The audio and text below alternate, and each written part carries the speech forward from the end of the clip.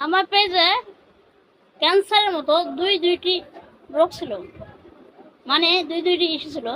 এটা হচ্ছে content monetization policy issue, এটা দেখছি এখন প্রায় মানুষের পেজে আছে। যাই হোক, আর এটা হচ্ছে আনঅরিজিনাল কন্টেন্ট ইস্যু। তো আল্লাহ তাআলার অশেষ রহমতে আমার একটা ইস্যু রিমুভ হয়ে গেছে, সেটা হচ্ছে আনঅরিজিনাল কন্টেন্ট ইস্যু। বর্তমানে একটা ইস্যু আছে, সেটা হচ্ছে কন্টেন্ট মনিটাইজেশন পলিসি ইস্যু।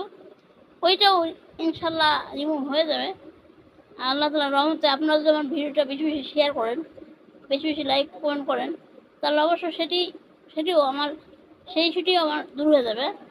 তো বলতে চাচ্ছি যে আপনাদের যাদের পেজ আছে, যাদের পেজে ইস্যু আছে, আপনারা হতাশ হবে না, আপনারা লাইভ করবেন, প্রায় লাইভ করবেন, তাহলে কোনো ইস্যুই আপনার পেজে থাকবে না। ফেসবুক কোম্পানি ইস্যু বেশি দিন রাখে না, হয়তো